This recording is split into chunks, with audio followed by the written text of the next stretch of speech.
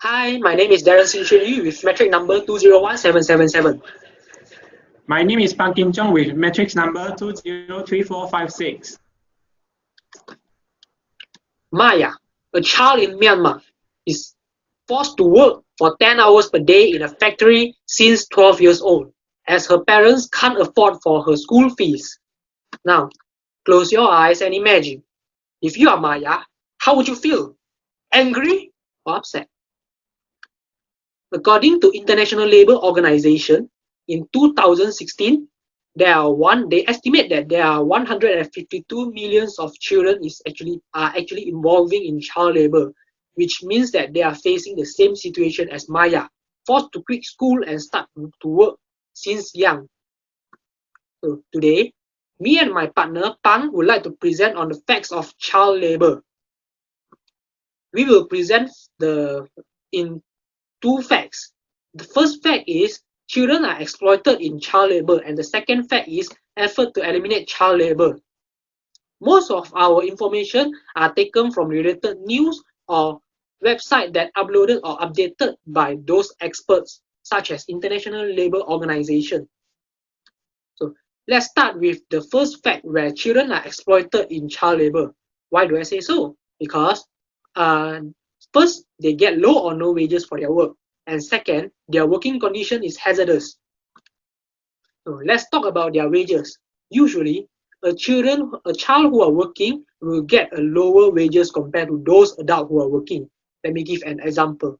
In Ghana, one of the country in Africa, those children who are working will get an average wages of 2,000 cedis per month, which is far lower than their national minimum income of 12,000 cedis. Also, among those children who are working, some of them will just get food and accommodation as returns for their work, and some of them are forced to use their wages to pay off the debt that they are owing their employers.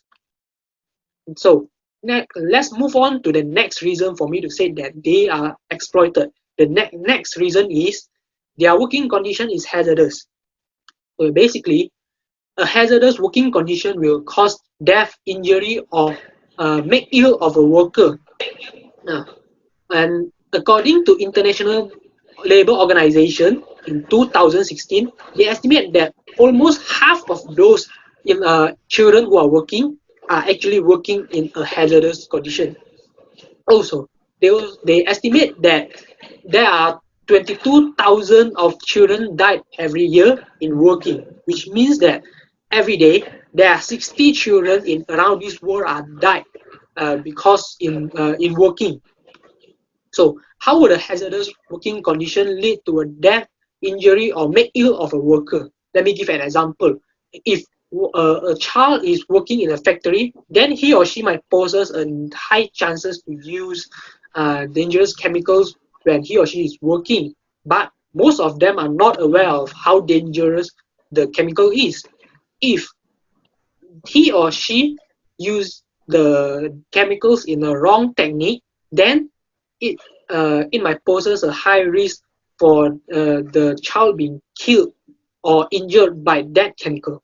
Now, I would like to invite my partner Pang to present on his presentation. Okay, thank you, Darren. As what Darren has mentioned before, child labor is actually a kind of exploitation or slavery of the children. After seeing the situation of child labor in these countries, we are feeling pitiful for their misfortune, and we are always hoping that child labor can be eliminated immediately. In fact, the government of some countries have been working hard to tackle the child labor issue in their countries. Now, let us discuss in depth about these efforts. The first effort that comes in mind is to review the national law and regulations for the goals of setting the minimum age restriction for children to work, identifying hazardous work for the children, and protecting them against forced labor. Now I would like to introduce an excellent effort done by United States government, which is Fair Labor Standards Act. This act was enacted mainly to protect the workers by establishing minimum wage, overtime pay, and child labor requirements. This act was signed by the former President Franklin D. Roosevelt in 1938 for the goals of prohibiting the employment of oppressive child labor in United States. There are some child labor provisions in this act. These regulations were being created to protect the children by limiting the minimum age for children to work, preventing them from exposing to hazardous jobs, and imposing penalties and other necessary measures for the violations against the law. Apart from reviewing law and regulations, providing free educational opportunities to the children is also an effective way to eliminate child labor. As we can see right now, education is pretty much crucial for us. Ask yourself, have you ever skipped a school or neglected your study before? If you did, please think about these children before repeating the mistake next time, because they don't even have a chance to access free education when they were young. Actually, China government has done a great job in ensuring free education for all children in rural areas. One of their outstanding achievements is the free compulsory education reform. This is a school subsidy program which was implemented to reduce the educational fees for rural children, promote compulsory education in rural China, and increase the household's disposable income in poor families. Through this effort, all rural students are exempted from paying school fees and textbook fees. Hence, the school enrollment rate in rural areas has been greatly increased, and the labor supply of children from poor families has been successfully reduced. As a result, the rate of child labor in rural areas can be lowered effectively. Finally, our presentation has come to the end.